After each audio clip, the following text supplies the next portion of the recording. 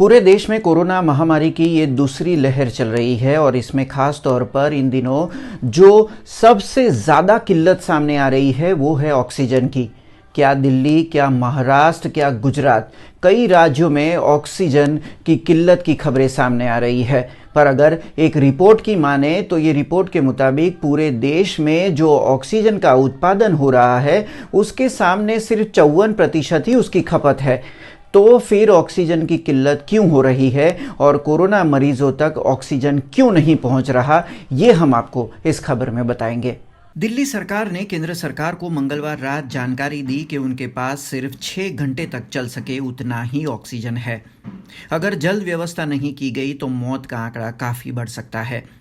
वहीं महाराष्ट्र ने सोमवार को कहा कि राज्य में ऑक्सीजन की पर्याप्त मात्रा नहीं है। निजी उत्पादक ऑक्सीजन सप्लाई नहीं दे पा रहे हैं, जबकि अन्य राज्यों से भी ऑक्सीजन पर्याप्त मात्रा में नहीं मिल रहा।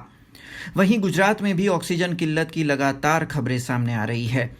महामारी के इस समय में मांग बढ़ेगी, इसकी कोई ठोस योजना या फिर कोई एडवांस उत्पादन नहीं बढ़ने पर ये हालात हुए हैं। अभी भी ऑक्सीजन सप्लाई चेन और स्टोरेज नेटवर्क की समस्या से राज्य सरकार और केंद्र सरकार भी जूझ रही है। नासिक की घटना गवाही दे रही है कि सही और सटीक स्टोरेज संसाधन भी उपलब्ध नहीं है। चारों ओर अफरा तफरी का माहौल है। ऑक्सीजन की किल्लत में इन दिनों महाराष्ट्र सबसे पहले है, जबकि गुजरात तीसरे नंबर पर है। कोरोना महामारी की पहली लहर में वेंटिलेटर की ज़्यादा ज़रूरत देखी गई थी, पर अब दूसरी लहर में ऑक्सीजन की ज़रूरत में काफ़ी बढ़ोतरी देखी गई है। Ministry of health and family welfare के 12 अप्रैल के आंकड़ों के मुताबिक देश भर में इन दिनों 3,842 मैट्रिक टन ऑक्सीजन का इस्तेमाल किया जा रहा है। वहीं इसके सामने ऑक्सीजन उत्पादन 7,287 मैट्रिक टन है, यानी कि उत्पादन से खपत सिर्फ 54% ही है। तो फिर ऑक्सीजन की किल्लत क्यों हो रही है? तो जान लीजिए कि आप तक ऑक्सीजन क्यों नहीं पहुंच रहा। उत्पादक से डिस्ट्रीब्यूटर तक ऑक्सीजन पहुंचाने के लिए क्रायोजेनिक टैंकर की ज़रूरत पड़ती है, जिसकी संख्या पूरे देश में सिर्फ 1500 जितनी ही है। क्रायोजेनिक टैंकर के जरिए एक राज्य से दूसरे राज्य में ऑक्सीजन ले जाने में 4 से 6 दिनों का वक्त लग रहा है।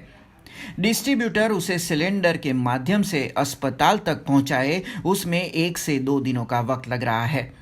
अगर ग्राम्य विस्तारों की बात करें, जहां पर इन दिनों संक्रमण ज़्यादा है, वहां ऑक्सीजन स्टोरेज के संसाधन ही नहीं है।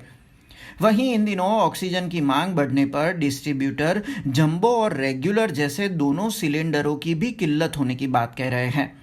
यानी कि टैंकर में तो ऑक्सीजन उपलब्ध है, पर सिलेंडर में ऑक्सीजन भरने के लिए पर्याप्त मात्रा में सिलेंडर ही उपलब्ध नहीं है।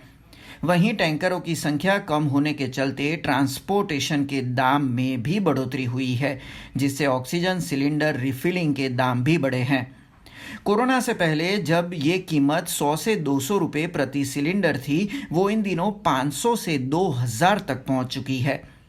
इन सभी वजहों के चलते इन दिनों ऑक्सीजन सप्लाई की पूरी सिस्टम खुद वेंटिलेटर पर चली गई होने का एहसास हो रहा है।